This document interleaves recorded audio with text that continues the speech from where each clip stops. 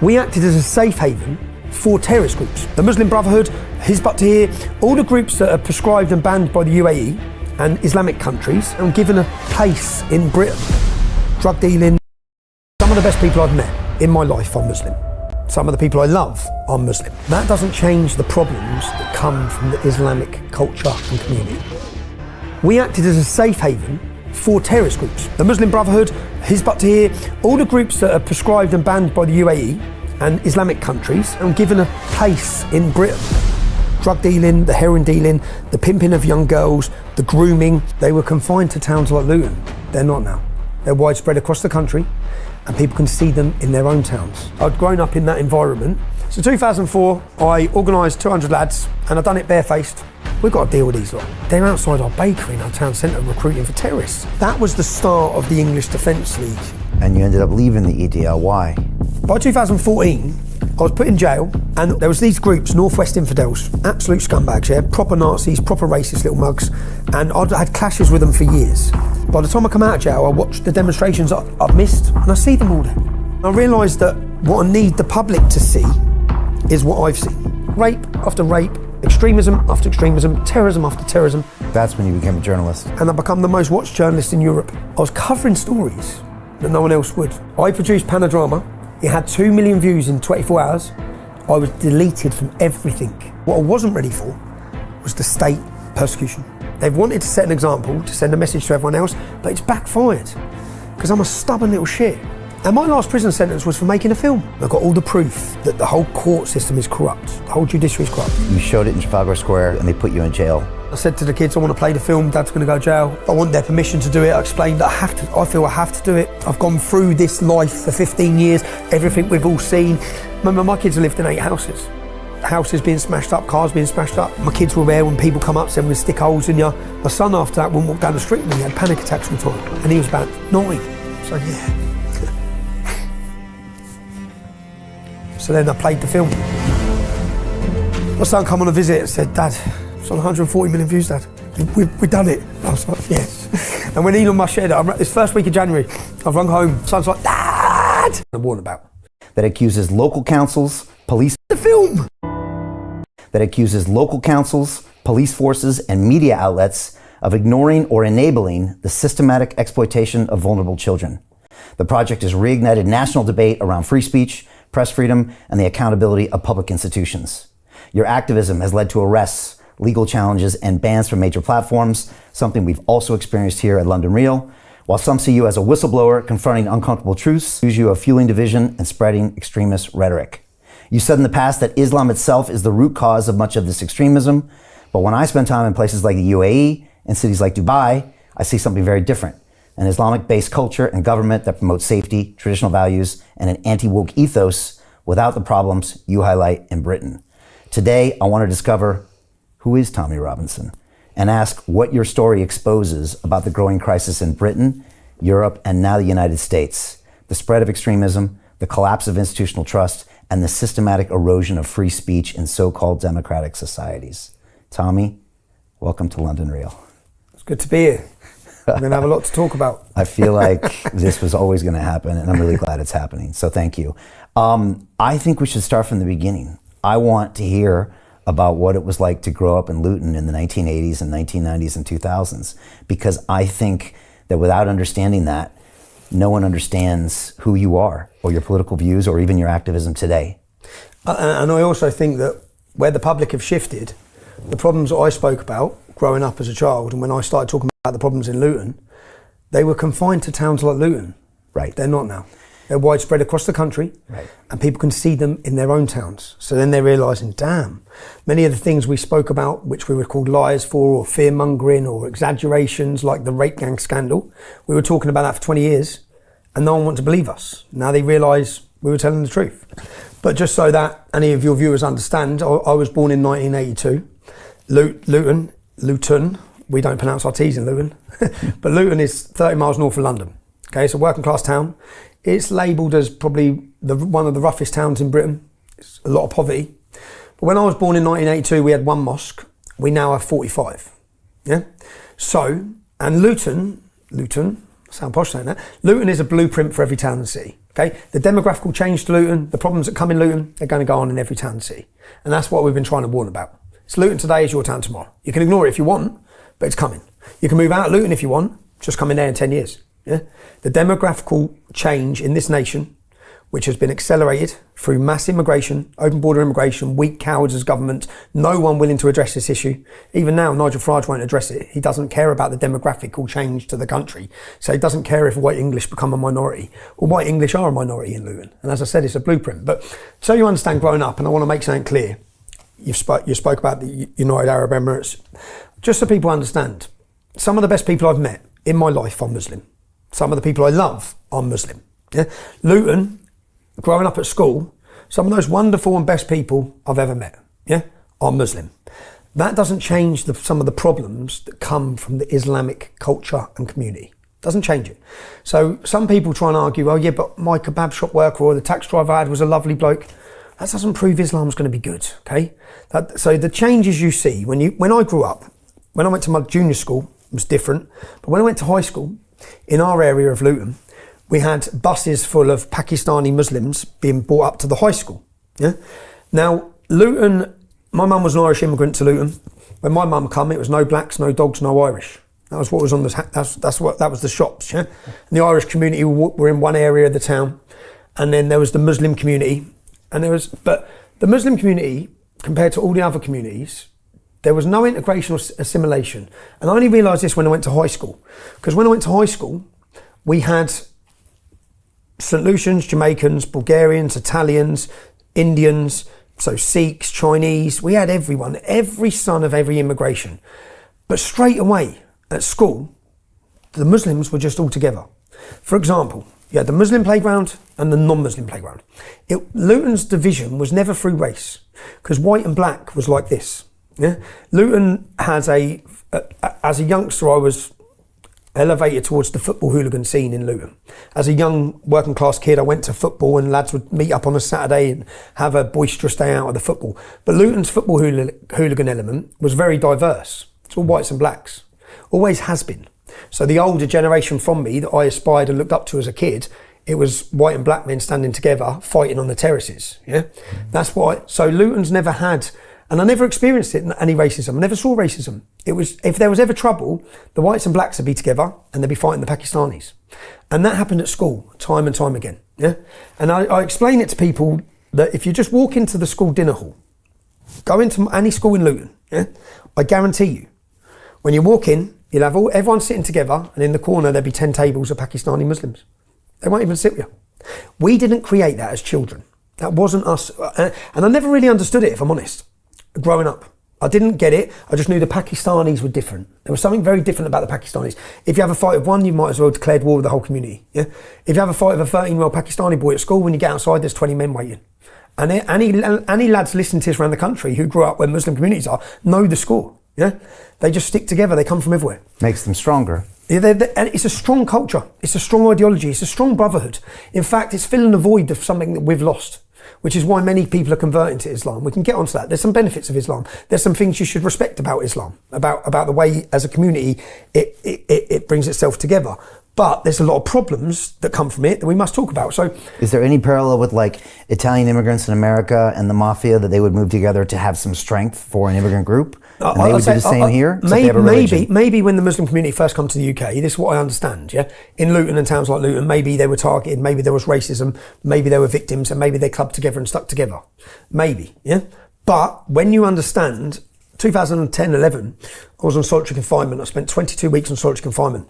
And a Muslim outreach group sent me a Quran to try and convert me to Islam when I was in prison. And I opened up the Quran. I thought, right, I've never looked at the book. Let's try and understand this book. And I'll challenge anyone watching this to do it. Take the Quran and make a reference every time it says, do not be friends with Christians or Jews. Just reference the verse and the chapter. And I started going through and I'm making notes, and I had pages. And everything I'd seen my whole life just fell into place. I just looked and thought, oh my God. So all of these children are being brought up in their households from this big, reading this book, which tells them not to be friends with Christians or Jews, which teaches supremacy over Christians and Jews, which teaches total non-assimilation and integration. It's from this book. That's when I realised this is the problem. This is what's created, even if it wasn't violent, this is what's created the total Islamic ghettos. And I challenge journalists, again, I'll challenge anyone to do this. Yeah? Whenever a journalist used to come to Luton and interview me, when I set up the English Defence League, I'll get on to explaining why we've done that, but I would say to a journalist, okay, you go and find Muslims with non-Muslims. Go on, we're in the town centre, go find me any Muslim with a non-Muslim. You're not gonna.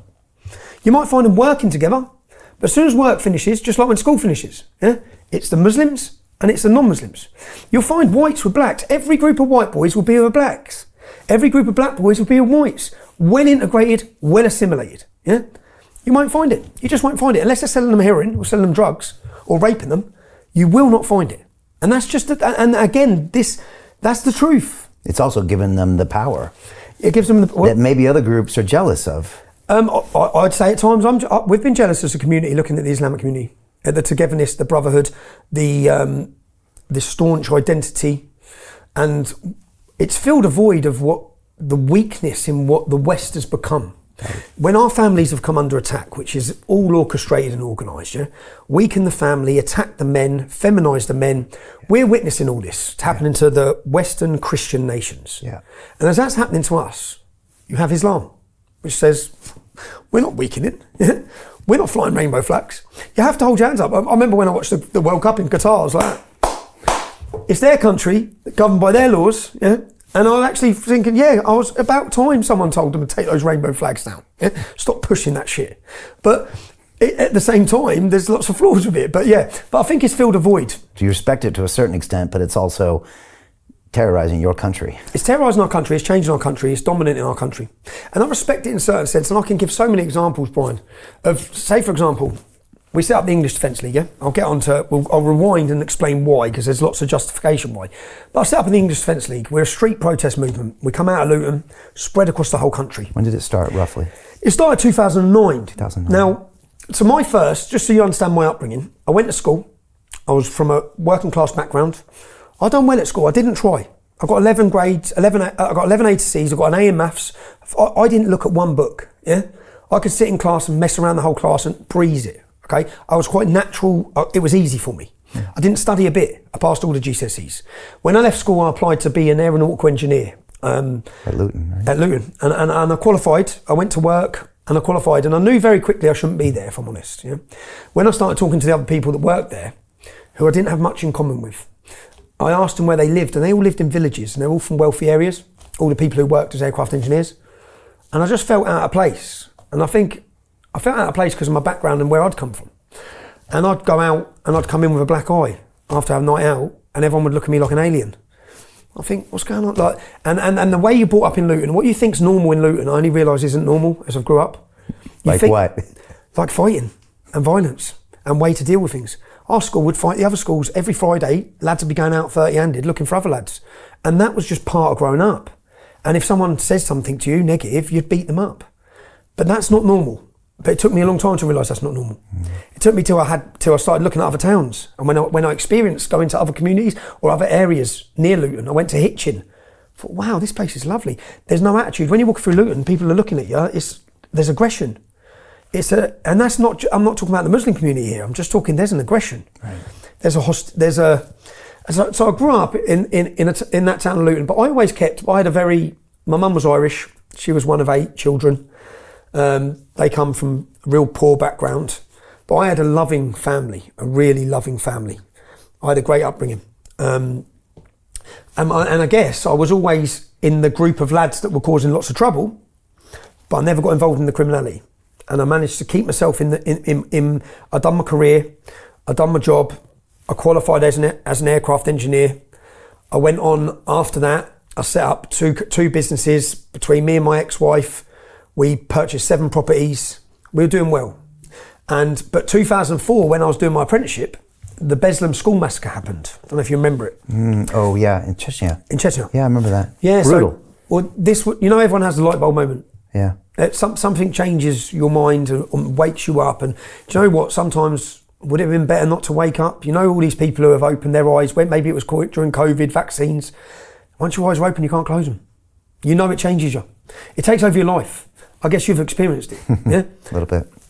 And then it takes over everything. So the English Defence League took over my life. What did you see from that Beslan So massacre? I saw the Beslan massacre, and I saw... This is when a bunch of terrorists took over a school. Terrorists took over a school. And the Russians went in and they blew it up or something. Yeah, they took over the school, but the parents come outside the school. So imagine this. Your children are inside the school. Lots of terrorists have got the children. The parents are outside school gates. The military are not letting them go in because they've got the situation they're trying to deal with. And then you hear them start butchering the kids and killing the kids. And I can see the parents now. I can see it now, dropping on their knees. And I remember watching it just going, what the fuck is this? Like, this isn't one madman. This is an entire group. That's what woke me up to it. It wasn't one absolute lunatic going on a killing spree. This was a whole group of men that have come together. They've prepared this and they've decided to go attack children and butcher them. And so for me, it was looking at it going, well, what's behind this? Yeah. And then 2 weeks after, so this was my wake-up call. I was doing my apprenticeship. And a couple of weeks after this, there's an interview in a chicken shop in Luton. Yeah? And in this chicken shop in Luton, there's Pakistani Muslims being interviewed. And one of their names is Saif al-Islam, Sword of Islam. That's what it translates as. And at the time, he was number 2 in an organisation called Al-Mujahideen. Omar Bakri, Abu Hamza with a hook, all the country's worst terrorists, this was the group. Now at the time, this group weren't prescribed as a terrorist organisation. There was no one prescribed as a terrorist organisation because we hadn't had a terrorist attack in the UK. In fact, what the UK acted as, so people understand the history of it, we acted as a safe haven for terrorist groups. We gave safe haven because we wanted a Mujahideen, Islamic jihadists, to be fighting against Russia in Afghanistan. So we let them base themselves. The Muslim Brotherhood, Hizb ut-Tahrir, all the groups that are prescribed and banned by the UAE and Islamic countries are allowed to grow and were supported and given a place in Britain. Yeah. So as these groups are growing, when none of us even know what they are or who they are, we don't know what Islam is or jihad is at the time. Yeah. So I look at this interview in a chicken shop, and I'm young, and I'm pretty full of testosterone anyway. As a young man, I didn't mind a punch up as a youngster. I'd grown up in that environment, and I saw these Muslims being interviewed, Pakistani boys, and they're talking about Chechen, the attack, and he said if this happened in a school in the UK, it'd be justified. And I'm looking, thinking, who the fuck is he? I'd already started looking at that group, the group that done it. So enough, and then I zoomed in on him and thought, Saif al-Islam, let me see who he is. It's funny because I end up having a clash with him years later on the documentary. He punched me through the car window. It was a viral video, but I can get onto that. So I look at him and I go, right, who's he? So I look at their head office, and it's on Biscuit Road in Luton. And I start looking at the group. I see that every Saturday they're outside Don Miller's bakery in Luton Town Centre. So next Saturday I went down to watch, and there's a whole massive group of them, and they're openly at this time. This is before they were stopped. Do you remember Abu Hamza with a hook in Finsbury Park Mosque?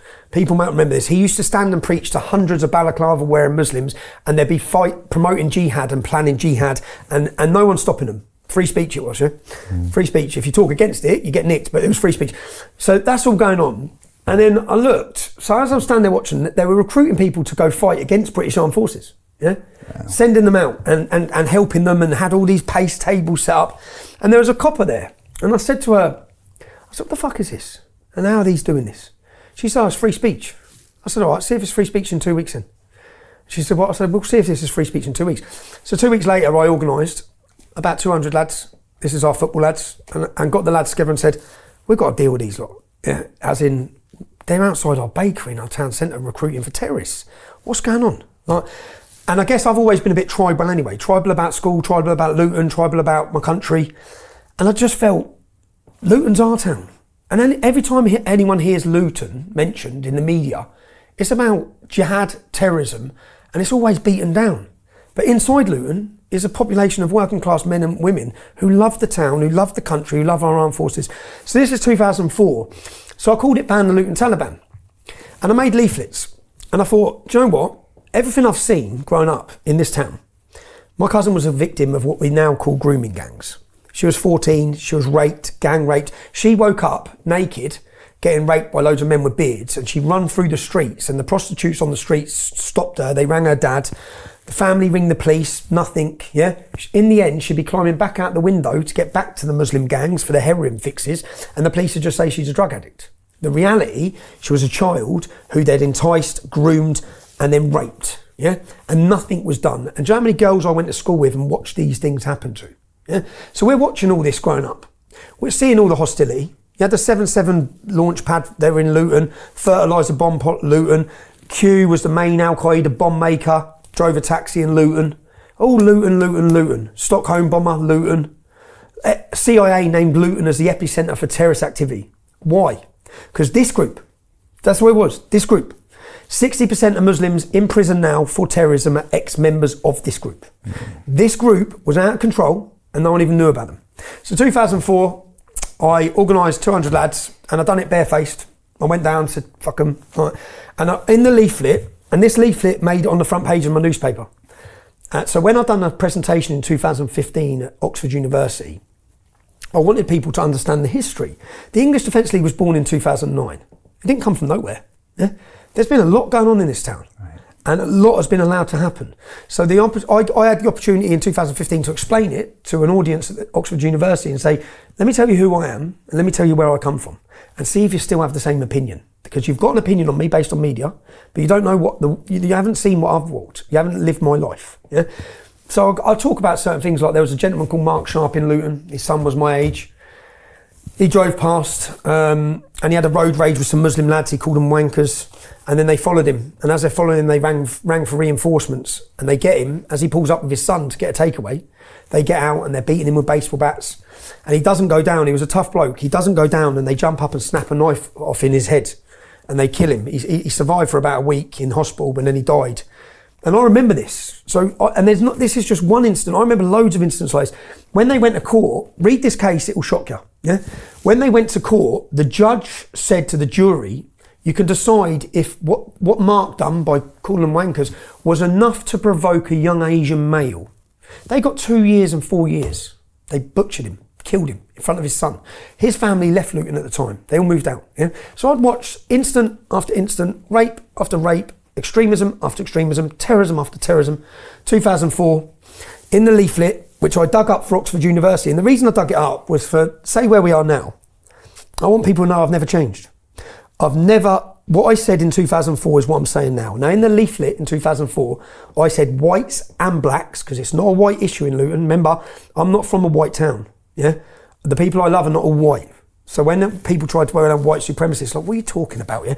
But I said whites and blacks are being religiously and racially targeted. The police are doing nothing about it. And the reason being, you see what's now become a phrase in British politics, two-tier policing? I watched it my whole life. If you're outside a nightclub and the whites and blacks are having rows with the Pakistani Muslims, the police turn up and smash the whites and blacks. Why is that? Because they're scared of them. They're scared of the power they have. Or is it also the wokeness, it's the mind virus that came the last 20, 30 years? Well, I'd say after Stephen Lawrence, there was institutional racism, it went 360. It's gone so far the other way. And that was the fear of being called racist, the fear of the perception of racism, and that flips it the other way. Your whole career's gone. Your job's gone. And what would happen if the Muslims, say something went wrong with a couple of Muslims, there'd be 200 at the police station. You saw what happened in the Manchester attack. I think the verdict's come, Manchester airport. Yeah. So when the police officer kicked him in the head. Yeah. There were demonstrations everywhere. We find out that they were beating innocent people up in the airport, breaking police officers' noses. But the Muslim community will take to the streets. In Luton, the Muslim community will riot. They will threaten violence. After the Bradford riots in 2001, where Muslims rioted in Bradford, Oldham, across the north, costing tens of millions of pounds to the economy. After that, they got concessions in everything. And what their leaders always say is, we won't be able to control the youth. And their leaders act as negotiators. So they sit down and negotiate with the government and police forces, and then the police pander and basically let them get away with everything. And that's what we'd seen growing up in Luton. And the other thing is that politically, so Luton at the time, I remember when I looked into this, we had 19 mosques, and the leader of the council of the mosques sits down with the Labour council, and they do a deal. Right. This is how it works. Yeah. Yeah. You want 40,000 votes? This is what you need to do. Yeah. And they'll get land for a mosque for 50p. They'll get this concession, that concession, and then they get voted in by Labour. And then we, as working class, we become irrelevant. White working class, we're gone. Yeah. Because we don't vote in a military fashion. Right. We don't organise ourselves. We don't have the community spirit the community togetherness of 19 mosques, telling them who to vote for and organising. So for Labour to stay in power in Luton, we don't matter. They do. So the funding, everything goes that way. Yeah, and when we started, so when I started the English Defence League, so this was 2004. Yeah, this is 5 years before the EDL. I organised a protest, and I make these leaflets, and I named the Pakistani gang that's doing the drug dealing, the heroin dealing, the pimping of young girls, the grooming. They were called the Gambino Gang. Not very original for Pakistanis, right? Copying the name, but that's what they were called. And 3 years later, the national newspapers run a story on the same gang, saying that gang are funding terrorism, and there's a link between the street level gangs and the terrorism, and they fund each other. But when I made this, so when I come out against them, I was obviously target number one. I was young, we were the football group, and then we had all the Pakistani gangs wanting blood, because I'd named them, brought 200 lads out. For that first day, the terrorists weren't there. They bottled it. They always do bottle it, if I'm honest. When it's been on, they bottle it. Yeah. When the English Defence League started, they bottled it. They weren't there. Yeah. That's guerrilla tactics, right? That's what they do. Then they come out in numbers. Then they come out in numbers and they get you. So in 2004, you had printed all this up, including the gang, including the heroin and the grooming and all that. You had called it all out. I called it all out, and if you watch on my Oxford Union presentation, I read the leaflet out and I show the front page of the paper. When I'd done my presentation, I went to the library and went back through the papers to get the leaflet to just show everyone, this is what I was saying then, yeah?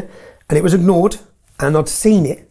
And this is where we are now. And this was so by the time 2009 comes, by that time I've had clashes with with all the drug gangs, because they've all wanted to get me. They've smashed my mum's house up. I can't go out in Luton unless I go out with 30 lads. But that just become normal, yeah. And then by the end of a few years of battling, when they see you, so all right, you know, you grow up from being 20 and you're all fighting each other. As you get older, so then by this time I'm 24, 25. And there's a soldiers' homecoming parade in Luton. And as the soldiers are marching through, I went down on a Tuesday morning and I stood there. And as I got down to the town centre, it was a homecoming parade for the Royal Anglian Regiment. And as I come down, I saw police everywhere. And I thought, what's going on? Like, yeah, we've got a soldiers' homecoming, but there was quite a high presence of police. And then I saw about 30 women wearing niqabs, yeah? And then I started spotting the jihadists, Saif al-Islam. Remember, so lots of these are now dead. 3 of them died fighting for ISIS. Saif al-Islam's done jail for ISIS. Roger Ibrahim, I used to hang around with him as a kid. He was a convert in jail. He's now done jail for ISIS. So this group, they've all been dismantled now, but at the time they weren't. And I saw the police take them, and then I saw my town hall, the doors opened, and they walked them all through.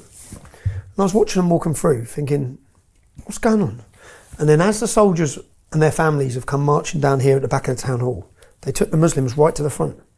And then they spat at them. They spat at the soldier's mum's face. Now in this regiment, Scott Muntridge was from our estate, 26, he died. Michael Swain, 19, lost his legs. So you can imagine the feeling of a community that are there to pay respects and then watch this. So when we saw this, people got angry, the police turned their batons on us. And I remember watching it that day and watching it all develop and being so angry, because it's Luton and it went world news, and all the people, they were shouting butchers of Basra, all the Muslims were. And then we found out, because there's probably about 60 or 80 of them, but then we found out, because they nicked my cousin, they nicked a couple of our lads that day. And then when they nicked them, we got the intel reports that the police detained 330 Muslims coming off the motorway. So they knew they were coming from everywhere to attack the troops. So they stopped the ones that were coming from outside Luton, but the Luton ones they couldn't stop. So this happened, and then we found out that all the mosques were leafleted the week before, and that the police knew it was going to happen, the council knew it was happening. And this is the problem. The council knew and the police knew what they were going to do, but they're so scared of them, they couldn't tell them no. Now, if we said we want to protest outside a mosque or on an Islamic event, they wouldn't let us. Yeah? They wouldn't let you. So when we watched it, I thought, right, if they get away with this, if they're allowed to do this, what's next? Soldier's funeral? What's next? They're going to be going to graveyards. What are they going to do next? There has to be a reaction to this. The country has to know there's a reaction to this. The police need to know there's a reaction to this. So I set up a group called the United People of Luton, the UPL. And the first event was the community, my aunties, family, women. And we tried to get to the war memorial that they got to. And when we turned up on the day, hundreds of us, we had banners, we made it very clear, National Front, the Nazis go to hell, Saif al-Islam go to hell, Islamic extremists go to hell, we want our town back. In fact, on that first march, the second march, you can find it on YouTube. It was the first singing of, you hear now at demonstrations, we want our country back. Well, that's what we're all singing. We want our country back. It's going back to 2009. Yeah, there was hundreds of us. But when we turned up, the police, I paid a cameraman, a wedding photographer, contacted a wedding, and I've done this because I know what happens, because I've seen it my whole life. But I wanted everyone else to know. I wanted the public to see the difference between how we're treated and how they're treated. So I paid this cameraman £450, and he's a wedding cameraman. He must think, what's he? And then when he turns up, there's like hundreds of us, and so you just need to video with us, follow us, and video everything. So we walk down, the police come from everywhere, and then they stop us, take your shoes off, searching our socks, putting their hands in our pockets, cameras in our faces, what's your name, where do you live? So I just said, you didn't do this to them. On that Tuesday, when they went through our town hall, you didn't stop and search them, I watched you. There was no searching of them, there was no cameras in their faces, and then they kettled us. So when we tried to get to the town hall, they kettled and they didn't let people past. The police come past on a horse, they knocked a little black lad, they knocked his teeth out, Isaac, my mate, they knocked his teeth out, and they kettled us for 3 or 4 hours. Women were having to urinate in the street. And we were ready to blow. I was like, no, you let them get to the war memorial. Now we've turned up as a community to get to the war memorial. We're getting attacked by you, kettled by you, and treated like second-class citizens again by a police force which didn't do anything to the terrorists. So this was more, I said at that moment, this was the first bank holiday in May, and 3 weeks later, so we have this demonstration, and then 2-3 days later, boom, 14 dawn raids. One of them was my mum's. So the police come through all the doors, and this is them trying to crush any resistance straight away. So what they did is they took anyone who was influential, young lads, because we were young at the time, but so if you had a bit of a following or you were from an estate, because lots of different estates come together, they dawn raided them, and this is to scare everyone else. And when they went to my mum's, I weren't there, and they gave everyone they arrested bail conditions not to enter Luton Town Centre for 3 months, 7 days a week, 24 hours a day. So they banned us. Now, in the build-up to this first ever demonstration, I set up a petition. And it was a petition with 3,500 signatures. Before any protests, we set up a petition and we asked the council to use ASBO orders, antisocial behaviour orders. So in our estate, if 2 kids are continually causing trouble together, they get given an ASBO where they're not allowed to hang around together. So what we asked the council was, give this group an ASBO. Get them out of our town centre. So after what they've done to our soldiers, if my mum wants to walk past Don Miller's, these lot ain't there. And if vulnerable young men are walking past Don Miller's, these lot ain't converting them, yeah? Instead of doing that to them, the police come and done it to us. So next comes a second demonstration, and this is what gave birth to the English Defence League. Because the next demonstration, I rang the police anonymously, because the feeling was that strong. And you can watch the video, United People of Luton protest. I'd say 500 lads turned up. And I bought balaclavas for everyone. So when we met at the pub, I gave everyone balaclavas, and we all had no surrender. We had Luton Town t-shirts, and it said no surrender to Al Qaeda. Yeah, and I'd gone to all the different estates and met lads from other estates who we didn't even like. Yeah, I said, lads, like they're taking the piss. Unless we come together as a town, we need to stand up to this. Yeah, we need to stand up to the police, to the council, to all of them. They need to know that this can't carry on. So we all turned up that day, gave out the balaclavas. I rang the police beforehand, anonymously, and said, if you stop us, I'm just warning you, if you try and stop these lads, I'm giving you the feeling of the town. Luton's going to burn. I'm telling you, the whole town's going to burn. It's ready to blow. You could have lit a match and the town's about to explode. There was that much anger at what had happened, but then how we'd been treated as a community trying to have our say. Yeah, That's what it become about. It become not so much about what the Muslims had done. It become about the police response, the council response. And then we were sitting watching, Hazel Simmons was the leader of our council. And after the first protest and the second protest, she's saying, these outsiders come into Luton. I think these outsiders, we're all Luton. There's 500 men chanting, we are Luton Town. Now, the imagery didn't look good, okay? Men in balaclavas charged through the streets. The police tried to stop it and couldn't stop it. They got run everywhere. And then everyone got to the war memorial, which is all people wanted. And then we held a minute's silence for our armed forces. But then the image was of hundreds of men wearing balaclavas standing outside our town hall with their hands up. That image went worldwide, yeah? That was the start of the English Defence League. Okay. That's what really gave birth to it. And again, what I'd done after that was that group, Al Mujahideen, the terrorists, who weren't prescribed at the time, we just followed them. So I looked at what they were doing, Islamic Roadshow. They were in Birmingham, they were in Wood Green. We got about 40, 50 of us in the back of a van, and then we jumped out on them in Wood Green to put up their pace tables. And it was sort of like, I guess, instead of going looking for other football teams on a Saturday, we're thinking, get the terrorists. That's how it started. Okay. And it was a successful start. Did you get what you wanted? We got what we wanted. They started, well... And recognition and media coverage. Media coverage, and it went from me realising that the problems I'd seen in Luton, they're in every town and city. Okay. As we took it national, I had families coming to me about their daughters. I was hearing different stories thinking, Jesus, it's the same. Everywhere across the country, we're being betrayed. Our daughters are under attack. So this is going on, and then we're having... And it actually worked, because at the start, Luton's hotting up. There was fire bombings. There was trouble in Luton at the start. All the terrorists got done. So the ones that protest against the soldiers, that some of them lived up in our estate. Like they didn't live up there for long. It went mad. Okay. It went mad. And then they were jumping out of cars on people. And then in the end, the imams called us for meetings. And we had meetings with the imams. And they said, we've all got to live in Luton. I said, we know. But you can't... what's happening to our daughters? This was the sticking point. I said, what are you doing to the girls? What did they say? They said... Kadir Bask was the main imam. They're all radicals. Proper radicals. But they were worried at the same time. When we went... I said, lads, you're not jumping out of cars on us. We're not going away. Yeah, that people are now ready. And I remember the Pakistani boys ringing me up at the time when it was all kicking off at the start. And they said, "Oh, actually, this lad I grew up with." And they said, "Mate, you're not messing with the street levels here. You're messing with jihadists, man. These boys have been in training camps." I said, "Well, there's 500 of us. There's 500 of us, lads." But this at the start, we were that annoyed and frustrated.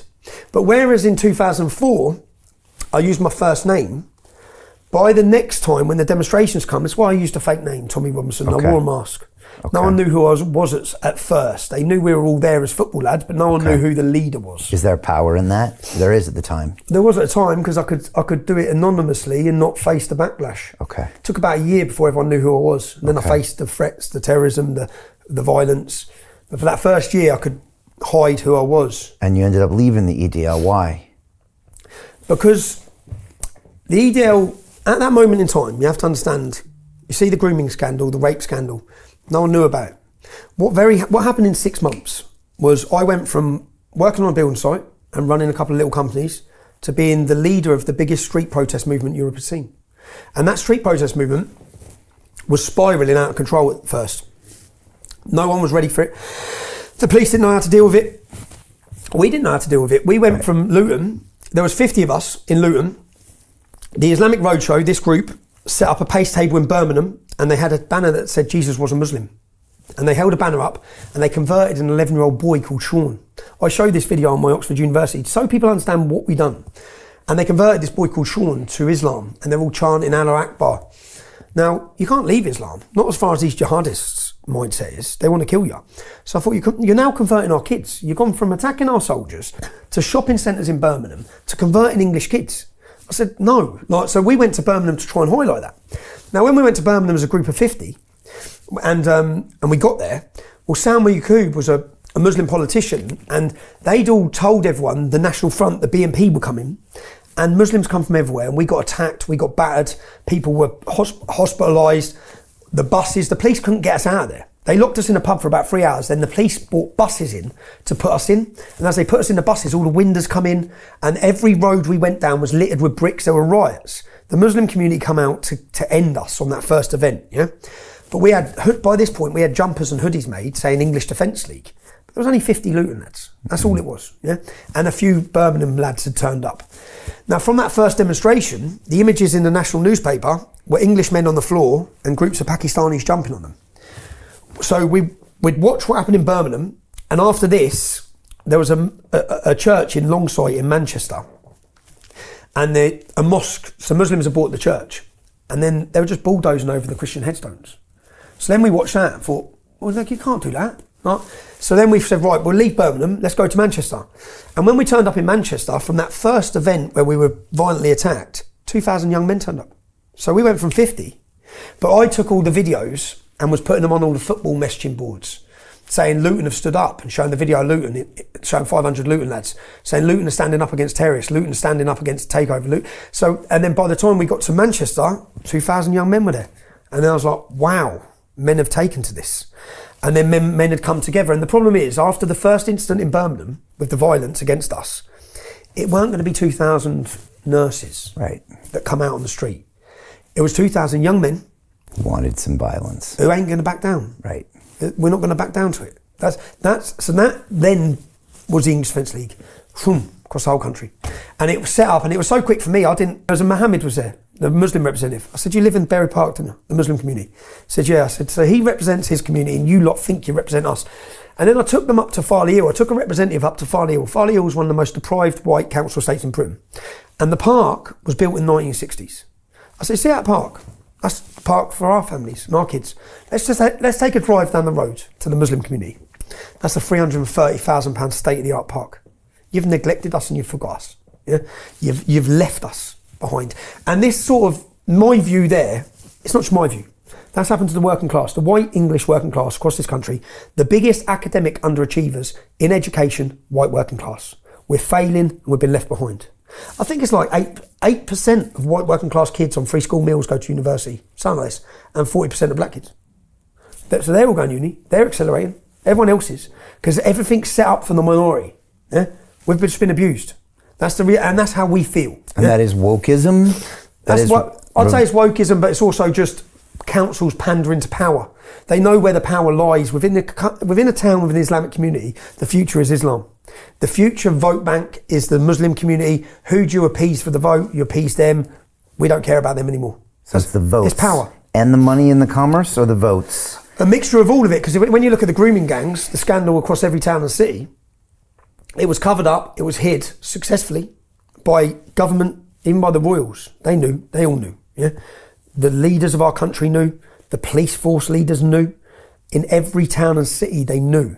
And they actually conspired to keep it hidden. Because it's not a convenient truth for them. It's not convenient truth, because what it does is it highlights their own policy flaws. They've imported these men. They've brought them in. This is the reality of multiculturalism which they've forced on us. This is the reality of open border mass immigration from Pakistan and countries like that. You've brought it in. It's your problem, but they know the future lays with that community, so they don't want to upset that community. They're also, since 2001 with the Bradford riots, they're terrified of anyone saying anything negative that might provoke the Muslims into a violent riot. That's what's happened. So then they all pander, just shit themselves basically, and say, let the little English girls get raped. We'll let that happen. We'll accept that, so long as we keep getting voted for, we don't upset anyone. And the police force, as long as no one calls us racist. So when you think, what is the power of political correctness? When you actually say this out loud, people think, is it powerful? How powerful is it? It paralysed from one end of the country to the other of the most successful nation in the world, the most progressive, democratic, free-loving people, and they all stood there and watched children get raped in case they were called rapists, racist. That's the power of it. That infection of political correctness has totally paralysed, through fear, an entire nation of people. Well, it had until the English Defence League. Now, no one gives us credit, and people can question our tactics when we're on the street in that manner. And I learned a lot. Because it was violent and it had a bunch of other bad actors. There was violence. There was violence. We were rowdy. We were loud. We were unapologetic in what we were doing. And we were charging through cities. Now, if we didn't do that, would you have heard of the English Defence League? Right. If we didn't, would anyone now be dealing with the rape epidemic of young British girls? Would they? Because in 2009, if you look, you can draw a graph. And from 2004 to 2009, the graph goes a straight line. This is arrests for Muslim rape gangs. 2009, 2010, 2011, it just goes through the roof. Yeah, because they had to. At that point, they couldn't hide it anymore. Now, Andrew Norfolk is the journalist who won the awards for exposing the grooming gangs. His words, not mine. He won all these awards. Now, he says in an interview, he knew it was happening as a journalist, but it was a far-right dream. Pakistani men, white girls. And he was too scared to report it. So he as a coward, like the rest of them, knew little girls were being raped, but was too scared to report it because of the demographics of the rapists and the victims. And then he saw the emergence of the English Defence League. This is his words. And then he decided, like I've got some moral high ground, he decided we had to take it back from the far right. Now what he means is, when he says far right, is Englishmen that weren't willing to allow this anymore. He had to take it back from the fathers, the brothers, the uncles and the relatives of the kids that were being raped, who decided we've had enough of this and we're on the street now. And no, we're not going to back down. Our ethos, what was it? We had death, prison or glory. We will not submit. Now, Islam translates as some submission. So our main thing is we're not submitting and we're not backing down. And that was needed at that time. But get to 2014, I no longer felt it was needed. In the sense of the arrests were happening, not to the scale they should be, but we'd done pretty well. No one had been killed. 6 Muslims got caught on the way to kill us. They got caught with suicide vests, guns, bombs, everything. They got 30 years in jail. But if they would have been successful in blowing up that English Defence League event, that could have started sectarian conflict. Now, we had a lot of contact with Northern Ireland and people in Northern Ireland, and there was the troubles in Northern Ireland with the Republic of Ireland. And I remember all the people there saying, you do not want to go down that path. You don't want your country, and we didn't want that. So it gets 2014, and remember, this is before the rise of these. If you wanted to speak to people, you got 5,000 on the street and you told them what's happening. By 2014, I've decided I'm leaving the English Defence League anyway. And I made that decision because I was put in jail, 2014, and all the groups I'd fought, there was these groups, Northwest Infidels, absolute scumbags, proper Nazis, proper racist little mugs, and I'd had clashes with them for years. I go to jail. By the time I come out of jail, I watch the demonstrations I've missed when I'm in jail, and I see them all there. And I'm like, when you think of English Defence League, what do you think of? It's me. I'm the face of this shit. I've got to walk around Luton with my head held high, which I can do, because I've stood up for what I believe in and what's right, morally right, and it has never been a racist group, and everyone knows me in Luton, all the blacks know me, everyone knows me, I've got a good friendship basis like that. So I could always do that. But when I saw that, I thought, am I the only person holding these lot back? I'm not being the face of that. So I made the decision to leave, but then I also made the decision to leave, but not to try and find a solution to the problem, but not give up what we were doing. And I realised that what I need the public to see is what I've seen. I need them to understand what Luton's like. And how can I do that? And it was journalism. That's when you became a journalist. That's when I became a journalist. What was that transition like? Because now you're a proper journalist. Like I've seen your documentaries, it's hard work, isn't it? Well, Ezra Levant, do you know Ezra Levant? So Ezra run a media company. It's the first alternative media network, and it's in Canada, called Rebel Media.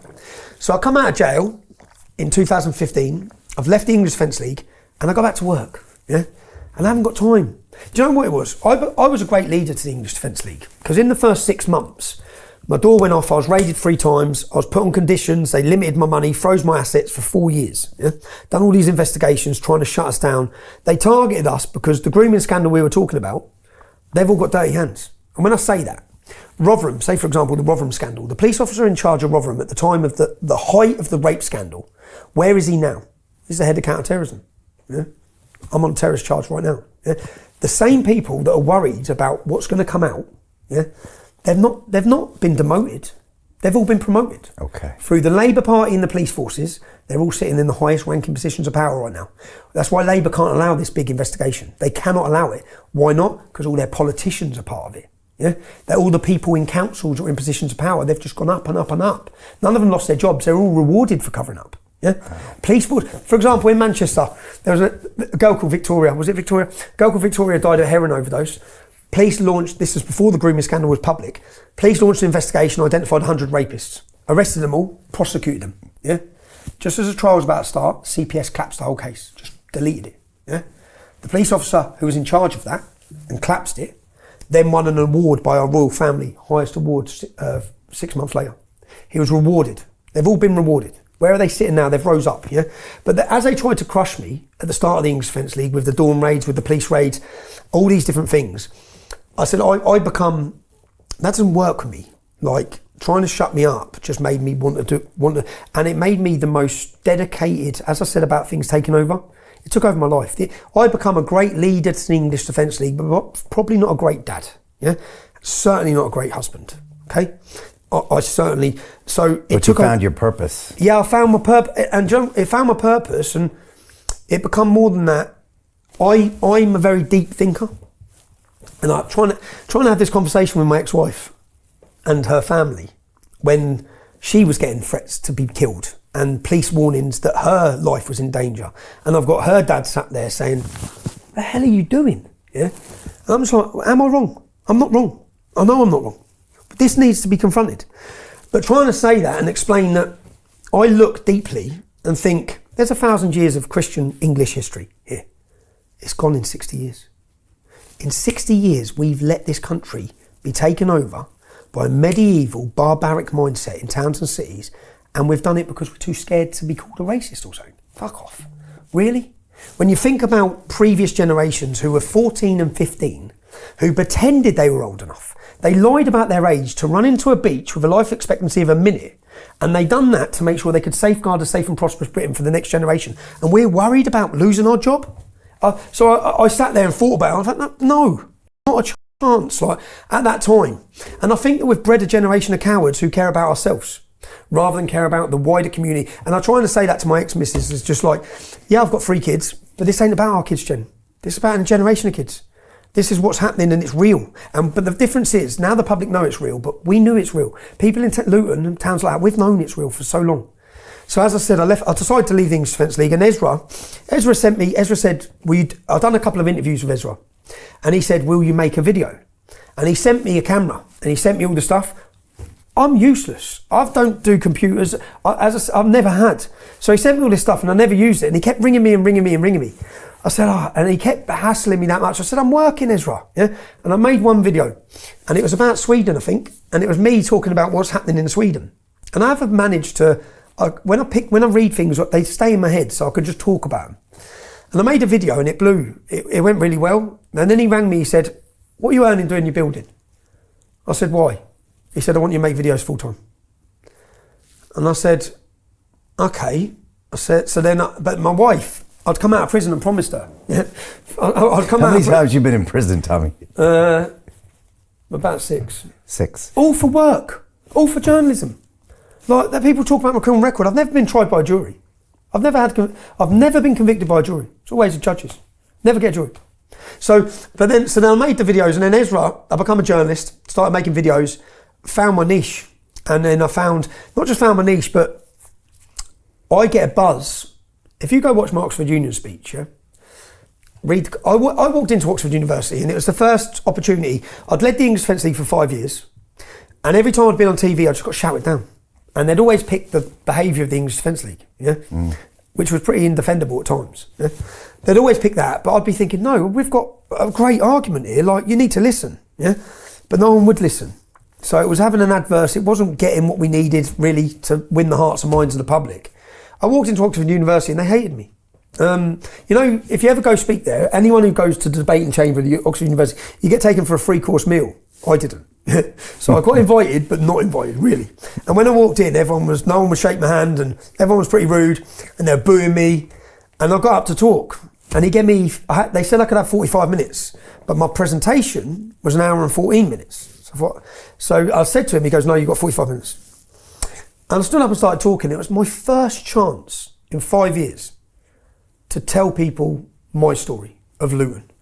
And I kept asking the crowd, this isn't where you grew up, but think about what you would have done if it was. That's what I kept asking them.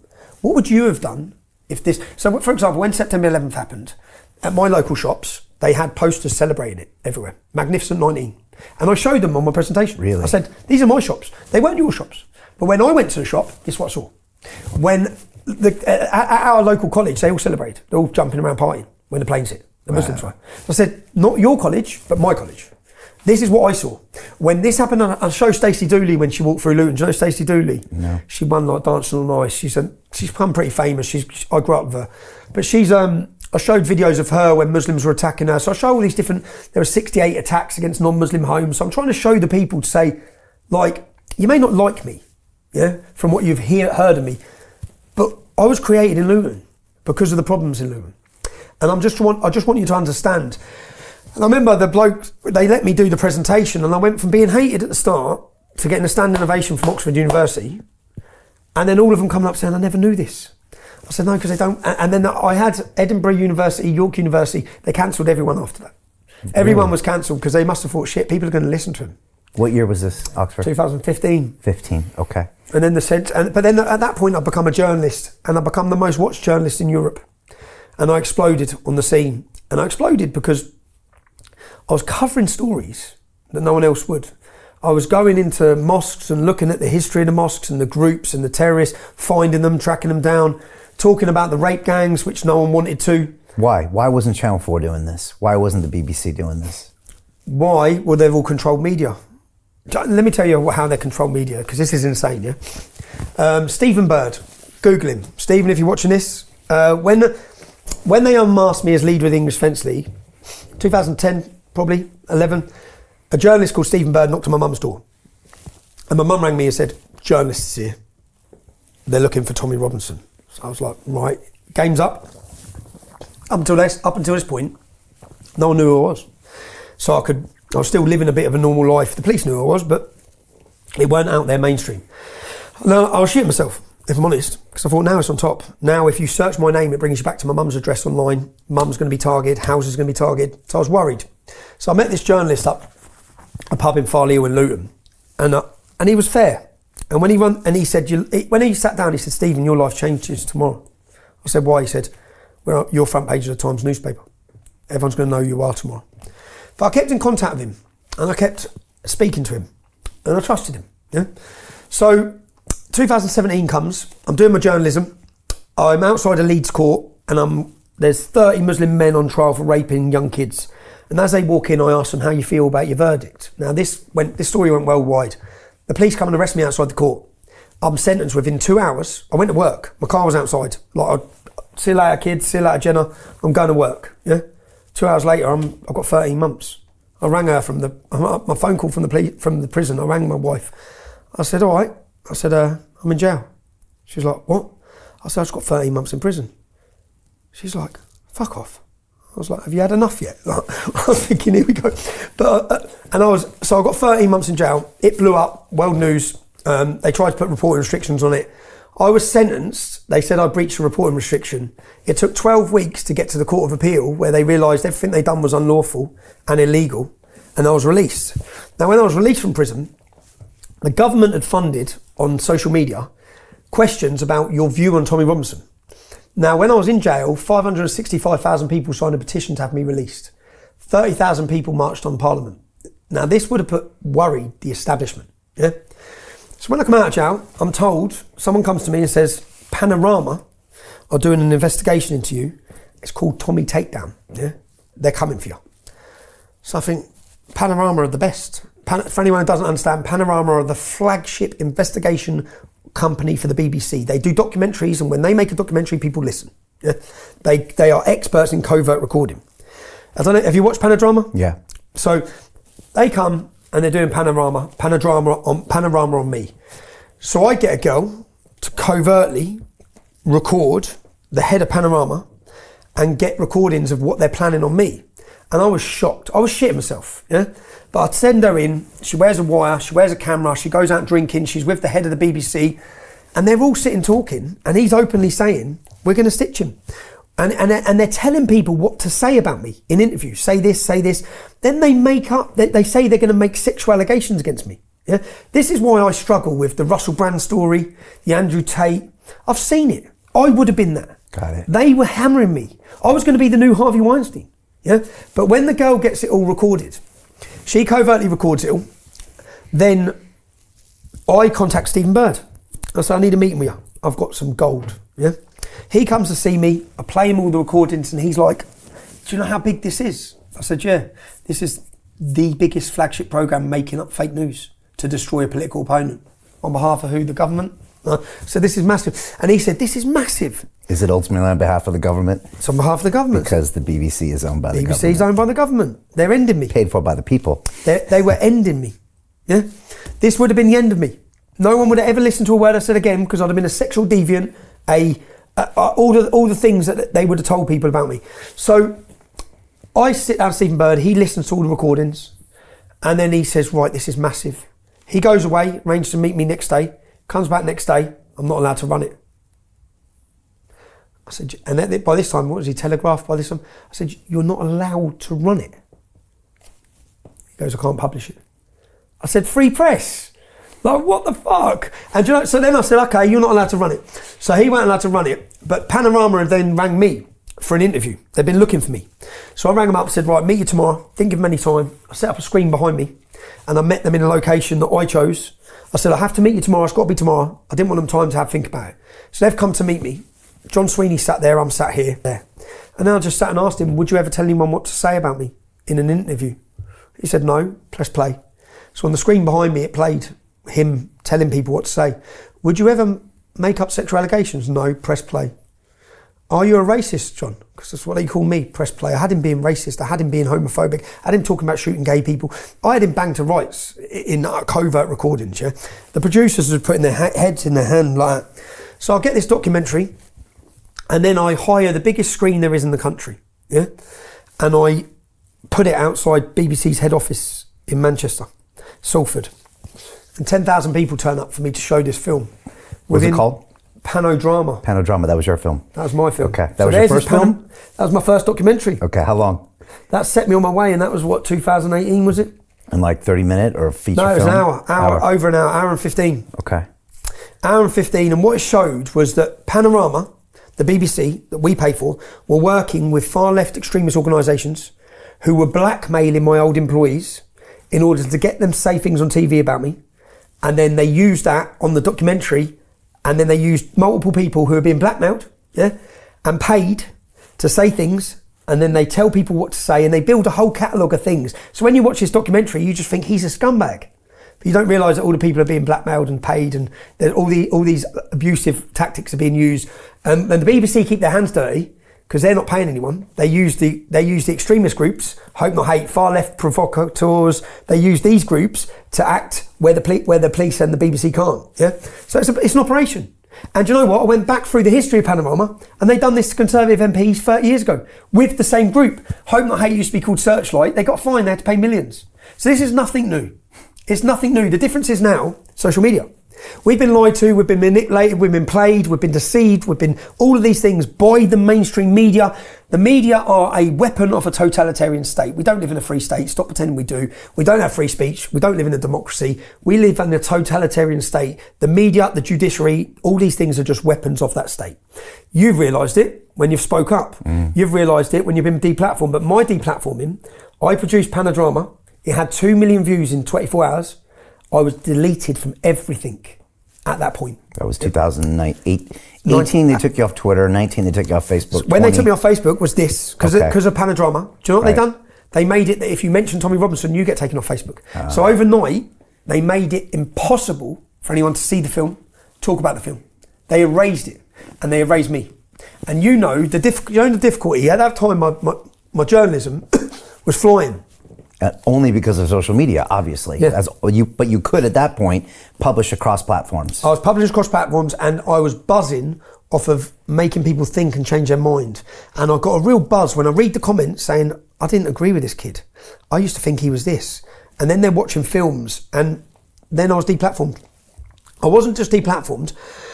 They deleted me from social media, and then the Attorney General re-prosecuted me for the same offence I'd been in jail for a year before. I got put back in jail. And then I got worried, because then I thought, well, now I've got no social media.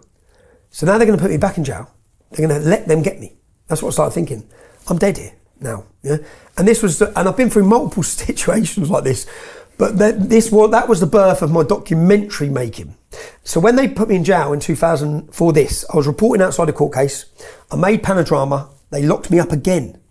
Then I sat there and thought, right, all of this, I believe my entire targeting has been because of the dirty hands they have on the grooming gangs. Okay. They've stopped me from the very early days with fake arrests, dawn raids, bail conditions, limiting my speech, limiting my movements, giving me dates. I was due to talk at an event about grooming in 2009 in Bradford about Yorkshire rape gangs. They dawn raided me. They went in with machine guns to my mum's, to my kid's house. They nicked me. They bailed me to answer bail for a criminal damage. You know on the hotel room door, there's £30 damage, like the metal bit of the door. That's what they arrested me for. Just made it up. Yeah, and I put a complaint in through the IPCC. They admitted it as well. Yeah, but what the purpose of it was, they bailed me to the same date as demonstration. It was all to stop us talking about the grooming. It was Yorkshire Police that travelled down to arrest me in Luton and dawn raid both the houses. It was Yorkshire Police because they were in cover-up mode. Okay. No one knew about grooming. This was the lengths they were going to. You have to understand when an entire police force and establishment and government have got dirty hands, they'll go to any lengths to shut this up. When you see the lengths they went to. So this is what was happening. I was then put back in prison. As I sat in prison, I thought, what I'm going to do. This is 2019? 2019. And then you're erased off social media. Yeah. How does that feel? How does that stop you? It's pretty hard. It's pretty... Maybe it's for your ego as well. Maybe, maybe. Do you know what I was surrounded by? When I had the English Defence League, I was surrounded by people who told me my shit didn't stink. Yeah, to everyone around me, I was great. But at the same time, there were things I was doing and ways I was behaving that weren't great. I was in some dark places. Do you know when, in those early years, when the terrorists got arrested, I sort of felt like I was living with a terminal illness. I knew my time was coming. Okay. I was just a young lad, and you like to pretend you're not scared, but I was scared. You thought you were going to get killed? I thought I was going to get killed, which I was ready for the violence or ready for the threats of violence. What I wasn't ready for was the state persecution. I had no idea of the lengths they would go to. Not just me. They arrested me. They arrested my ex-wife when she was 6 months pregnant. They put her on charges. They end up getting her on charges for tax and then making me plead guilty to charges I hadn't even done for mortgage fraud in order to drop the charge against her. Yeah? And what I was witnessing, I just thought, oh my God, they can do what they want. And I was never getting a jury. So each case I'm getting put before judges and I'm just getting banged back in jail, put in solitary confinement against all the laws of the prison. You're not allowed to be in solitary confinement for more than 14 days. I've just come out now after doing 7 months sat in a room on my own. And all these things, I think, I can take the punch. I can take the threat of violence, but they're going for the mind and they've continually done it. And having no peace of mind or having the state and all the fears of it is constant weight. And I guess that's where they were targeting. And they were targeting everywhere. Tax investigations, money investigations, froze my assets, froze my banks, closed my banks. Impossible to live. They make it impossible. I wasn't ready for that. I didn't realise, I thought the country I live in, I realised very quickly, it's a different country. I thought I lived in the birth of freedom and democracy. Rule of law. English law is celebrated around the world. There is no English. There's a legal system, not a justice system. And when that legal system puts a target on you, it doesn't matter. They're coming. Okay. They're doing you. And they're doing you to set an example of you. And with me, they've wanted to set an example, to send a message to everyone else, but it's backfired. Because I'm a stubborn little shit. And it hasn't worked. So walk me through the last 5 years. You were in jail in 19, deplatformed everywhere. You come out, still deplatformed. Come out still deplatformed and done the most important work I've ever done. Which is done what? A 5-part series called The Rape of Britain. Okay. And what I thought is, do you know, say for example in Telford, so people who understand the scale of the rape scandal, yeah? Telford has a 1.7% Muslim population, which means there's not many there. Yeah? Luton's 50%, okay? 50? 50. Wow. Telford's 1.7. Okay. Now the police identified 200 men that had been raping in Telford. They identified 1,000 victims, 5 of them are dead. Yeah? This is how big the problem is. Right? Now, if you take Telford and you take the Muslim community, which is about 3,500, and you get rid of the women and you get rid of the under-16s and the kids, you've got about 1,000 men. So the police, I'm looking at it thinking, well, the police have identified 200. Now, they've put me in jail to stop the grooming scandal and to stop us talking about it. I'm going for it. Yeah? So I spent 12 to 18 months, when I come out of prison, I spent 12 to 18 months in the town of Telford. And I sat down and got to know survivors and their families. And I'd interview them for 3 hours, 4 hours, 3 times, 4 times. Yeah? And I built a database. And we'd done a police-style investigation. And I take the credit for it, because people see me, but behind me there was a team of volunteers. Yeah? And and I remember when I went to Telford and I had all the local lads saying, you need to be careful up here, Tom. Yeah? They run this town. And I was sitting there thinking, 1.7%. How the hell ain't you lot smashing these lot, yeah, for what they're doing? And I think we were having a go in Luton, and we're 50%. Yeah, we were having a proper go with them for years. We didn't take their shit. They knew that there was a consequence. But I'm looking in 1.7, and they control the whole town. Everyone's shit scared of them. They're like a mafia. I think, how have you lot not stood up to these men? What's happened to us?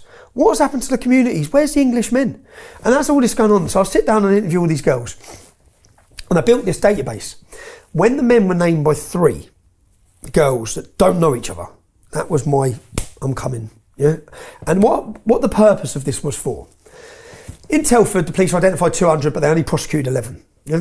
As I started doing this investigation, I built a wall of the men. And some were in the CPS, some were in the police, some were Labour councillors. This is the level of that's what it was like. No wonder they got it on lock. Yeah, everywhere you turn, they're all interlinked. And the Benally gang was what this gang were called in Telford, the Benallys. Now, my purpose was, I meet these girls and these survivors, and they might have been raped 15 years ago. They're still suicidal. They're still drinking. They're still struggling. They're still looking over their shoulder. They still haven't got a minute's peace. And I was looking at the gangs. They're all driving fucking Porsches. They've all got successful businesses.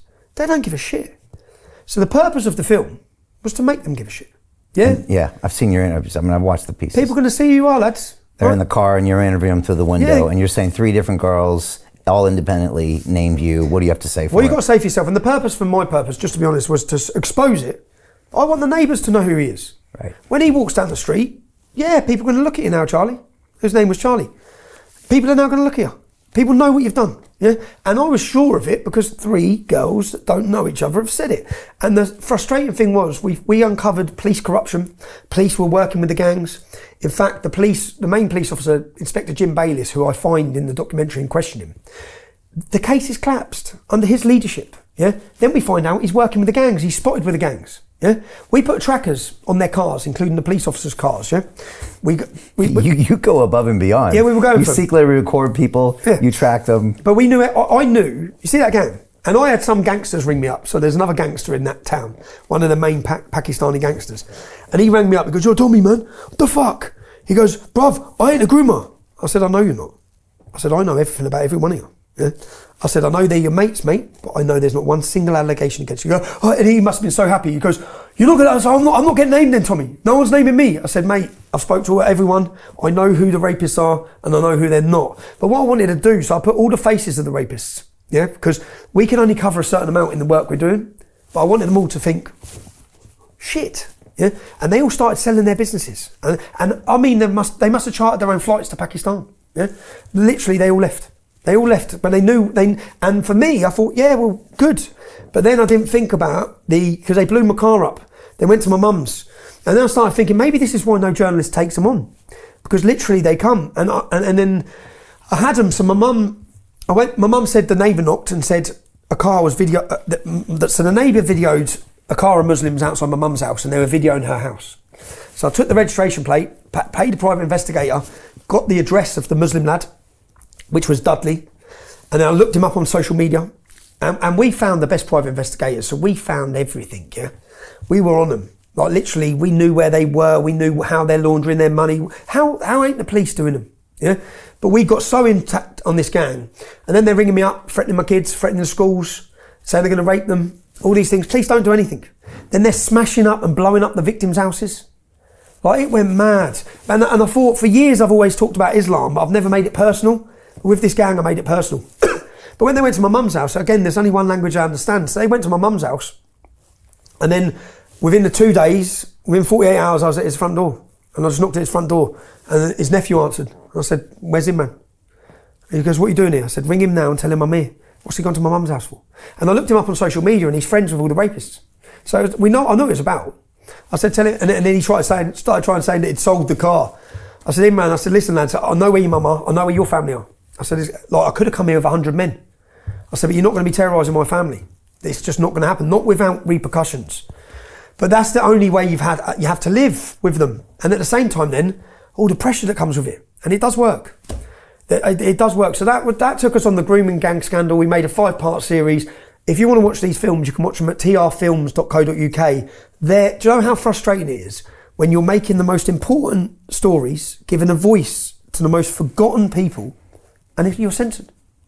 And you're censored. When I sat in jail this most recently about a film I made, Elon Musk shared, Nicole was the first story we told, a wonderful young girl, beautiful young girl who was impregnated at 13 when she was raped, 100% DNA match for the rapist. He didn't get prosecuted. her life was destroyed by these gangs.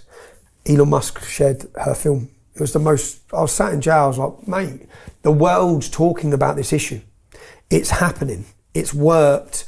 All that hard work of not me, do you know how many survivors, so people get to hear my story, do you know Sammy Woodhouse? I look at these survivors that have told the stories, stood in the fire's way. Even Raj Mia, do you know him? No. Get him on, yeah? Okay. Muslim lad in Oldham. Mate, I know what it's like to talk out against these gangs. He's took them all on. He's still living in Oldham. I'd be dead if I was still living around them. He's still in the middle of it. Taking them on, showing who they are, exposing them. So I think there's so many people who have not had any, not just recognition, but they've been attacked. So, like the amount of people who are whistleblowers that might have tried to be whistleblowers, that just got shut down by the police, persecuted by the authorities, all of them were part of the cover-up. So where we are now, we're at a very different place now, and again, I'm a different man. I'm 42 years old, father of 3, 25 when I started the EDL. I've learned a lot. Probably matured a lot. What have you learned? Well, I've learned that we live in a totally corrupt society. We live in a total corrupt society. But what I've learned is that they've tried to crush every voice that's come forward, and our movement's voice is now louder than ever. And that if you can resist it, like I'm meant to be the most hated man in Britain. That's what they've tried to make me. All I get is love now. From the moms now, you said. From the mums, yeah. I used to get punched in the even from Muslim lads. They give you love? Mate, I'll show you this. This is just this morning on the train. They give me lots of them, because remember, I'm not saying every Muslim's a rapist at all, far from it, yeah? Imagine how frustrated you'd be if you was a Muslim lad and all this is going on in your community's name. Right. So this is me, this is an 11-minute conversation, I record everything, yeah? So you go share with the friend then? He's a Pakistani lad on the train. And he just starts talking to you? All of them do now. And he's like, Tommy, man. And then when I'm talking to him, he's like, yeah, fair. And they think you're not as bad as... I said, no, I'm not. But what I explained to him is, do you love your sister? He said, yeah. I said, got lots of nieces you love? He said, yeah. I said, what if white men were taking them and raping them? What would you do? He's like, I said, well, that's what's happening to our kids, mate. Yeah? And then when we try and talk about it, what, we're racist, are we? I said, I don't care what you call us. We don't care anymore, bruv. And then he was actually really understanding. He was a nice lad. Good job. I said, yeah, but you're not... And then he said, yeah, but I'm a Pakistani. I said, yeah. I said, let me make the point to you, bruv. You're a Pakistani. 3% of the country is Pakistani. 33% of child defects at birth are Pakistani. That's because you decide to marry your cousins because your prophet married his cousin. Now, 76% of Pakistani Muslims in Bradford marry their cousins. Yeah, that, when you make up 2%, 3% of the country may be able to afford for these problems. Yeah, your demographic is exploding. We can't continue with this. These problems need to be addressed. 48% of 16 to 60-year-old Muslims don't work. Now, at a small community, that might work. When you become 20%, it doesn't. The state's going to collapse. 40,000 British Muslims on a terror watch list. What do you want to do about them? I'll tell you what I want to do. I want to get rid of them. Yeah? 3%, 3,000 Muslims are monitored 24 hours a day, 7 days a week at a cost of £9 billion a year. And half of them have got dual nationality. Well, they've got to go, mate. They've got to go. 22% of British Muslims want Sharia law in this country. That's 1 million Muslims that need to leave. I'm not going to mix my words with you. You seem like a nice guy. Yeah? But I had this whole conversation with him.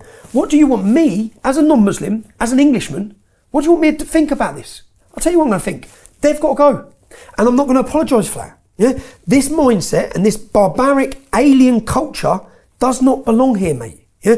You can come here, have a great life. I'm not saying every Muslim needs to leave. What I'm saying is, at some point, this country's going to have to look around and decide what future it wants. Do you want to become an Islamic country? Or do you want to stick to your Christian values? We need to re-find who we are. We need to re-find and rediscover ourselves. And as I'd say, as British men, the problem that the government and the establishment now have is they manage to weaken us, they manage to dumb us down, and they manage to make us in fear. But it's part of British spirit to fight. And people are waking up. And I don't think they're ready for it. And I don't think they understand. And I've watched for years and said, you see all these people have been wronged. And all these people who think like us, but they've been too scared to say it. When that bubble bursts, they're not going to be saying it. They're going to be screaming it. Right. Yeah?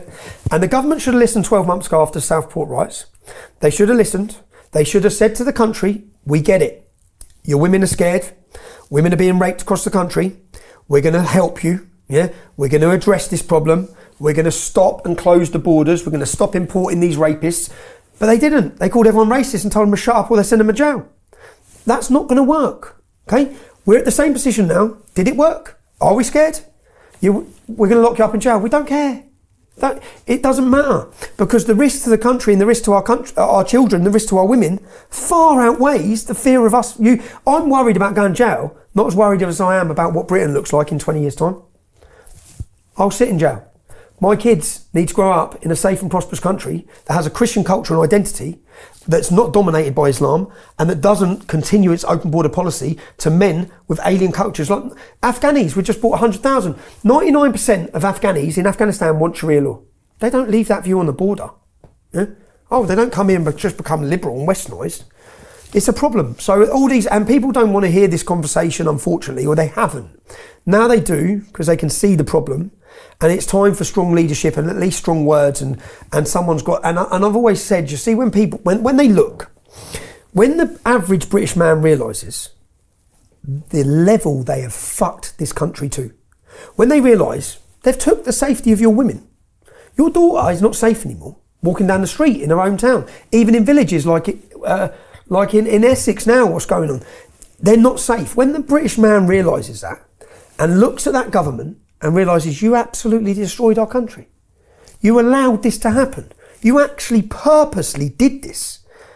There's going to be a level of rage that they are not ready for. Are things changing? You got a national inquiry about the rape gangs, or do you? You said they're not going to follow through that, but they've acknowledged it for the first time ever.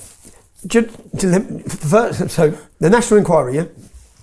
Oldham, where this come out of, Raj Miah needs to look. You should sit down with Raj Miah, get him on. Okay. Raj Miah was fighting in Oldham, parents were fighting in Oldham to get an inquiry. Oldham, 33% Muslim population, Labour council. 5 times they voted down in the council against any inquiry. So we've had an inquiry in Telford. It wasn't a national one with statutory power. It was a solicitor-led one. Now Telford has one. What the London Real Investment Club actually does for you, it gives you the keys to open that door to the inside deals. In the last 3 weeks, I've participated in 3 incredible deals: a layer 2 Bitcoin protocol, an incredible AI protocol. The deal flow is beyond what I expected. I don't think I've ever seen a model like this that just gives average folks the opportunity to be behind the deals, and that's exactly what we've done. Not only that, you get to hang out with Brian Rose every week, and for me, that was huge, because I look at Brian as somebody who's not only an expert in the space, and I think is on the leading edge, but just the leading edge of thought with London Real and the work he's doing there. To anyone who's taking a serious look at this, I know it's a big decision. It was a big decision for me and my family, and it is one of the best decisions I've ever made. So I wish you all the best and hope you come join us.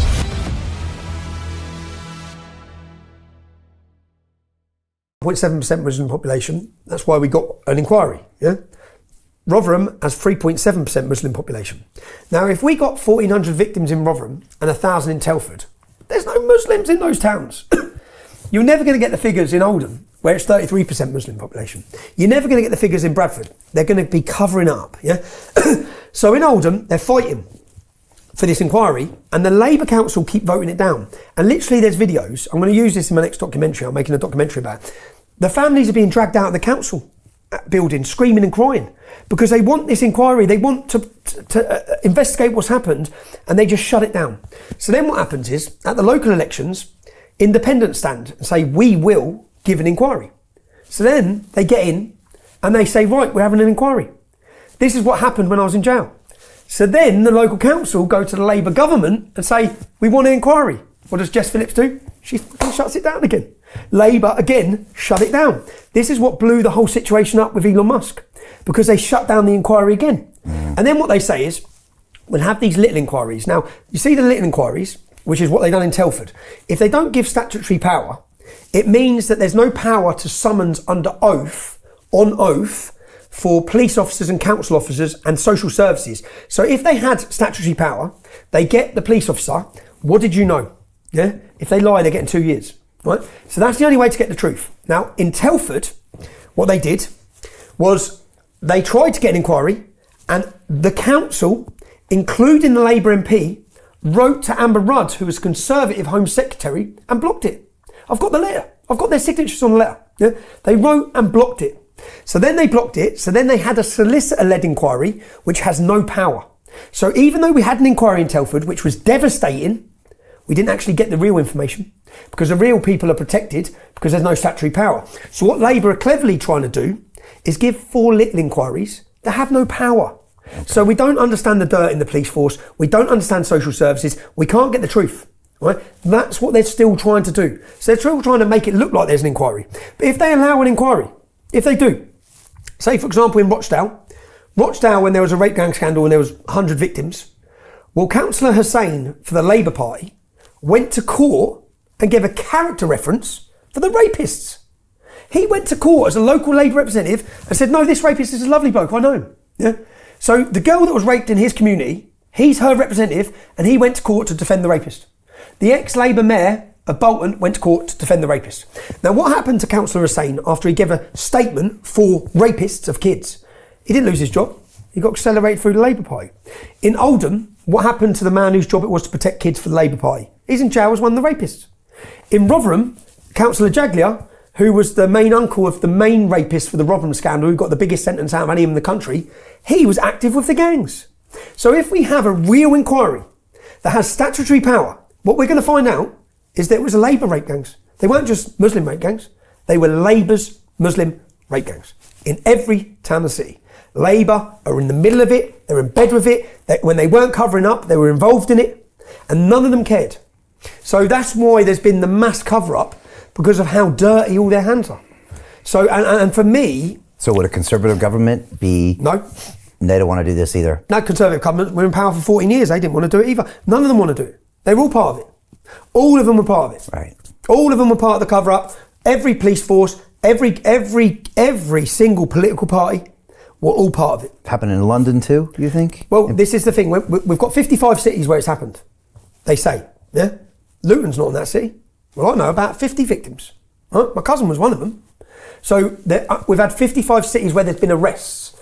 In every single community where there's a Muslim community, these gangs are active. Now, Muslims make up 5% of the UK population, 84% of the convictions for this gang level grooming. Yeah? 30% of the men convicted are called Mohammed. Why? You're not allowed to ask that question, or you're an Islamophobe, or you get shut down, you get attacked. And why? Why are the Sikhs not doing it? How come there's no Sikh gangs doing this? How come they're all Muslim? How come there's no Hindu gangs? How come the Sikhs are victims, the Hindus are victims, the Christians are victims, we're all victims of we're literally got groups that have been imported into our nation that are raping their way through every town and city.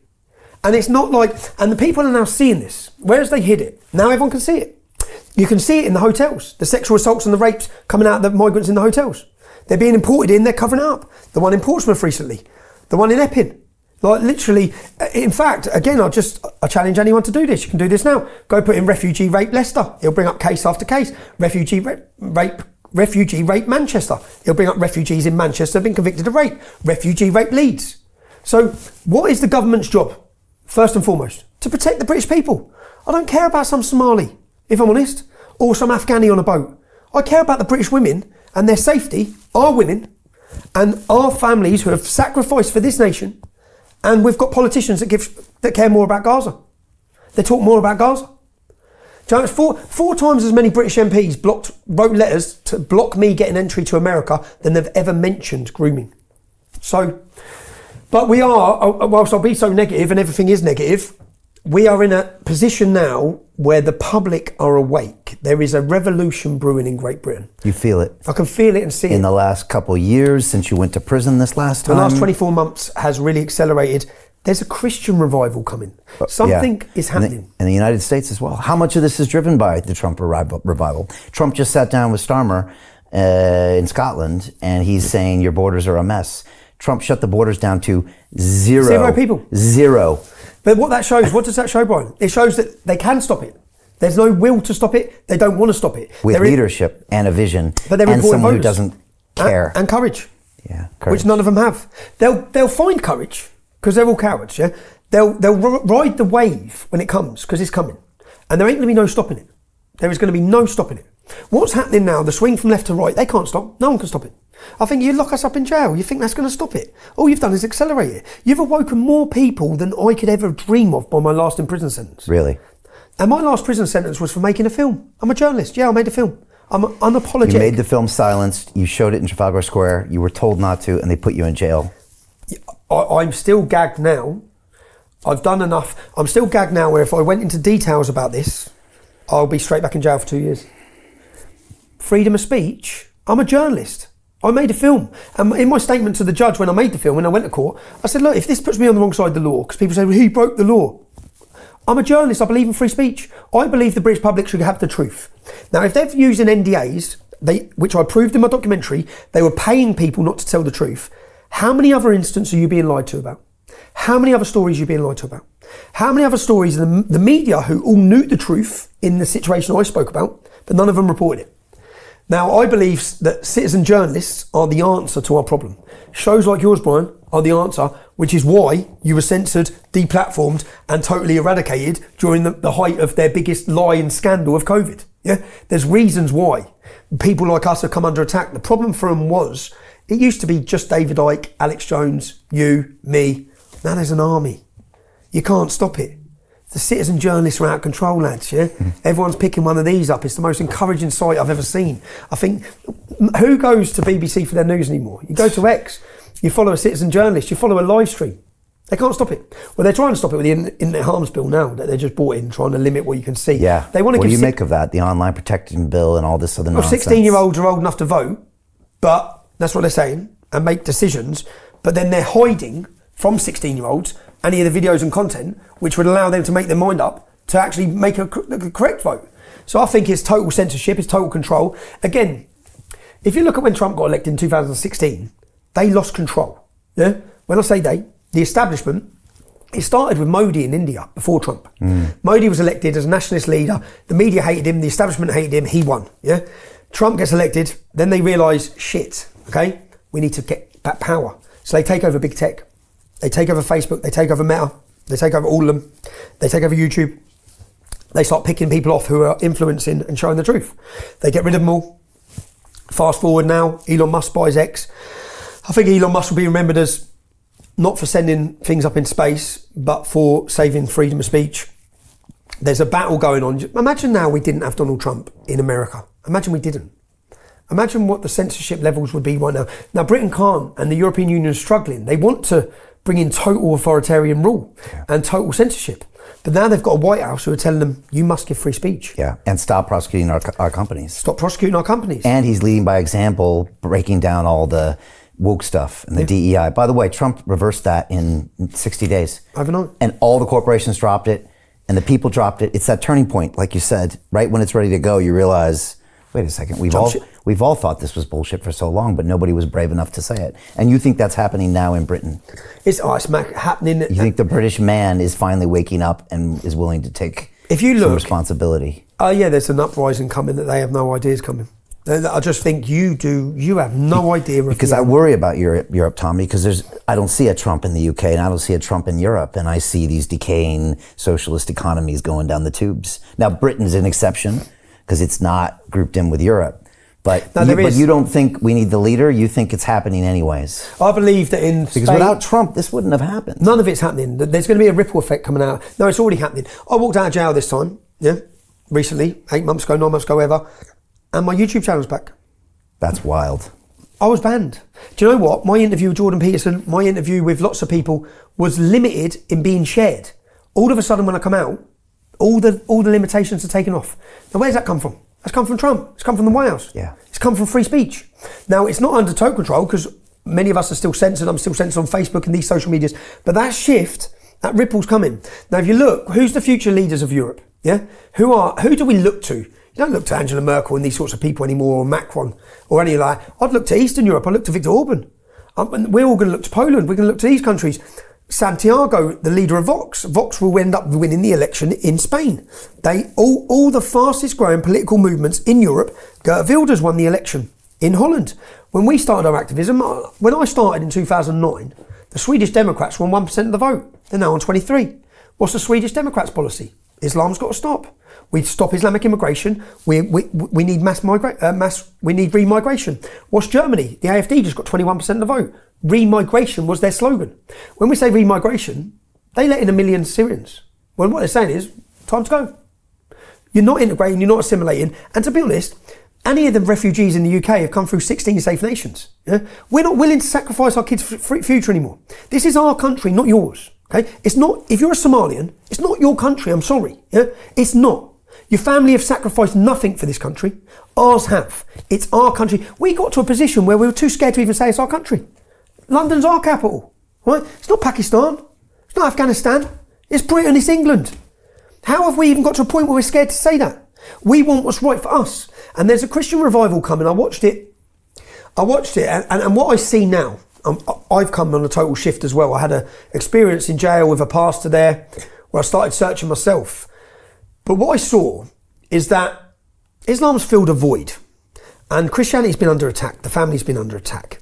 And when you have no belief, it's easy for something to fill it. Whether it be communism, Marxism, LGBTQ plus agendas, all these things. When you have no value. And I laughed, and when I look at Russia and the West, I think, well, what is Western values? What, a rainbow flag? Yeah? You need a strong sense of identity. And Islam gives this. Yeah. So when I watched our demonstration in June, the first one, the United Kingdom, and when I say I've learned a lot with the English Defence League, at our demonstrations now, there's no face coverings. There's no alcohol. Yeah? You come for a celebration of identity, okay? We come for a family day out, and and I know that you see what the government would love is people turning up with masks on. They instigated, you saw in Epping recently where they bust in Antifa wearing masks to provoke reactions of violence, and then the media can act as a weapon to portray the innocent families in Epping who are scared about the migrants, to portray them as bad, violent criminals, violent thugs or far right. That's how they win. So in our last demonstrations, to prevent January 6th, look at January 6th, they infiltrated, it was government-led, FBI, it's all proven, yeah? Well, that's what they do. We know that's what they do. In the riots after Southport last year, go watch the riots in Sunderland when they set fire to the police station. It's 10 people wearing all black, you can't even see their skin. It's the police, I'm telling you. It's government groups. Google Special Demonstration Squad. There's a squad that our government had that infiltrate peaceful protests in order to provoke riots. And then they provoke the riots in order to demonise and slander and make sure that no one listens to you. So they've done it with the English Defence League. I watched it for years. I watched it. I could see it. Yeah. So what we do now is, if you have an event coming up September 13th in London. It's going to be the biggest event this country's seen. And you said, bring your family, bring your kids, bring your smiles. I was like, whoa, bring your smiles. Bring your smiles. It's a celebration. We've had 3, yeah. And the first one, do you know what we've done? So if you wear a mask, we're going to take that off you. Yeah. You are not turning up to our event covering your face. We're proud of what we're standing for. Yeah, this is changing times. We're not ashamed. And if you're worried about your job and you feel the need to cover your face, don't come, because you're going to do our cause a disservice. You're going to do your country a disservice. So we have explained to people and really appealed to people. Do you see the anger they're feeling? It's justified. You see the men who charge through the streets, the young British men. I get it. I was one of them. Yeah. Someone needs to channel that anger, harness it, and direct it in the right way. So I remember when the riots were going on last summer, I made a video saying to lads, take the balaclavas off the kids. They're going to go to jail. But I was one of those kids. I understand why you're angry, yeah. But that's how they win. If we want to win the hearts and minds of this country, and we want to put the fear of God into those traitors in Parliament, then come and be happy, yeah, and show the biggest mobilisation of people. And send a message to them that we control who we are. We control how we behave. And do you know what's happened in the last 12 months, or 18 months? We've built a fabulous relationship from having the worst relationship 18 months ago with the Metropolitan Police Force. I mean, like, patriots across this country hated the Metropolitan Police Force. And there was clashes every time. And what happened was they'd play us against each other. Because the average police officer does not hate us. And they are on the front line. We're pro-police. We support them. Yeah, their hands are tied behind their back. And you know, when I went recently, when I was detained for making that film, I was detained on October 25th. We had a massive demonstration on October 26th. I'm sat in the police station in Felixstowe, where I'm being held till court, so they blocked me going to the demonstration. 9 o'clock, 10 o'clock in the morning, pictures started coming under the police cell. And the police officers were printing off photos of people gathering for our event. At 11 a.m, the door opened, and it was the policewoman with a live stream of TikTok saying, look how many are there, Tommy. Look how many are there, yeah? And the police were like that. And then I've come out to make my phone call at 6 o'clock. 2 sergeants are there, said, you smashed it. No trouble, Tommy, no trouble. Because that's what we were appealing to our people. If you see someone causing trouble, pull them. We'll police ourselves. And in the meetings with the police, I said, stay away from us. Lads, just stay away. If anyone steps out of line, we'll deal with them. No one's come to this event and getting aggressive because we're not going to let them. Yeah, and that shows an element of control, but it lets the public see that the image that's been portrayed of us isn't what you see when you come. So 30,000 people come to our first one, 100 to the next one, 200 to the next one. This is going to be the biggest thing London's seen. And do you know what? We've got Jordan Peterson speaking.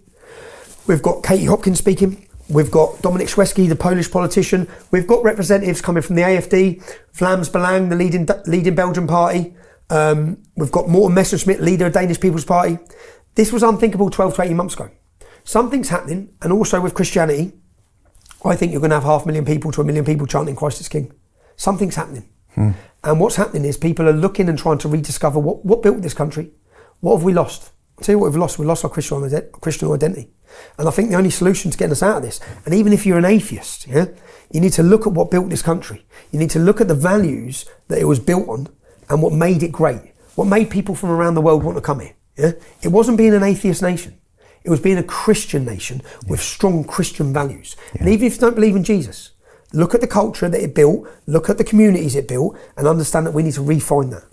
Or we're in danger. Or you see, no one can sit here, if you speak to people, and say, anyone knows this. Any British person.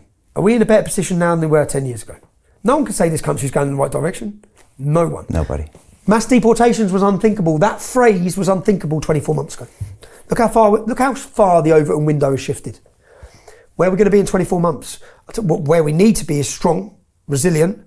We need to be talking, which is why we're having a free speech festival. Because you see, if we all just spoke openly, if every single person, I've said it for years, if the public were aware of the danger and the future that's going to happen to Britain with the mass Islamic immigration, there'd be a revolution tomorrow. Okay? So we've gone through an education period where we've been trying to awaken people. And I just saw the latest figures that says 48% of the public now realise Islam is incompatible with British values. 48%, that's good. We're getting somewhere. People are listening. People understand the truth, the reality. Again, it's not saying that every Muslim is a problem. It's just saying that we need to, the more Islam, the less freedom. What are my friends or some of my friends in the Emirates watching this right now who are Islamic and who have their country and they're looking at Tommy and they're thinking, what am I supposed to think about this guy? What are they supposed to think of the statements that you make? Well, you have your Islamic country and you're happy for it to be an Islamic country and you wouldn't want anyone coming there telling you how to live your life. Yeah? We have our Christian country, it's our country, and in fact, they have a very good handle on things in the United Arab Emirates. Understand, I think the UAE is a very poor example of an Islamic country because it's a country that's drowning in wealth. Let's look at Afghanistan and see what it's like there. Let's look at Iran and see what it's like there. What's the freedom like? What's it like for non-Muslims in those countries? What's it like for the non-Muslims in Nigeria?